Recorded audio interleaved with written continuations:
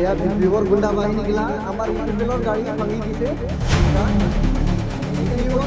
বিৱৰ গুণ্ডা বাহিনীগিলা আমাৰ গাড়ী ভাঙি দিছে, ইউপিএলৰ গাড়ী ভাঙি দিছে, গ্লাছ ভাঙি দিছে চব।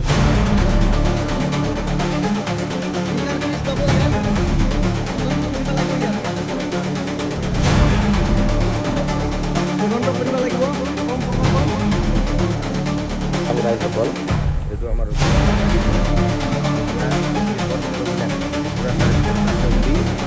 এইটো গাড়ী আক্ৰমণ কৰিছে, কেনেকৈ আক্ৰমণ কৰিছে এটা গ্লাছটো ভাঙি কৰিছে, ভিতৰত কেনেকৈ গ্লাছটো ভাঙি কৰিছে, গতিকে সিহঁতে ৰুজুৱা চাৰাম এটেক কৰিব খুজিছে, এটেম্পটো মাৰ্ডাৰ কৰিব খুজিছে। গতিকে ৰাইজসকল চাই লওক DPFৰ কি গুণ্ডামি চলি আছে। আৰু গুণ্ডা বাহিনী DPFৰ গুণ্ডা বাহিনীৰ এইটো আক্ৰমণ হৈছে। এইটো ছাৰৰ গাড়ী পিছা কৰিছে, ছাৰৰ গাড়ী হয়, এইটো ৰুজুৱা ছাৰৰ গাড়ী। এইটো DPFৰ গুণ্ডামি চলিছে। চাওক ছাৰৰ গাড়ীটো নাম্বাৰটো চাব পাৰে আপোনালোকে। এইবিলাক চব DPFৰ গুণ্ডামি হয়। ছাৰ আছে বুলি সিহঁতে আক্ৰমণ কৰিছে।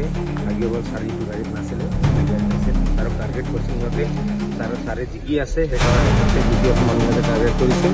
গতিকে চাব ৰাইজ, এতিয়া আপোনালোকে ভাবক আৰু এতিয়া সিহঁতে যদি DPFে জিকে, যদি জিকে কি গুণ্ডামি কৰিব, গতিকে পাৰ্টিৰ গাড়ীত এনেকৈ এটেক কৰি আছে, যদি জিকে তাক কি কৰিব। সেইকাৰণে ৰাইজসকল এইবিলাক বুজি কিনে আপোনালোকে ভোটদান দিব আৰু চাব। আমি ভালকৈ দেখুৱাই আছোঁ, যদি আপোনালোকে ভালকৈ চাই কিনে এইটো নিজৰ লগত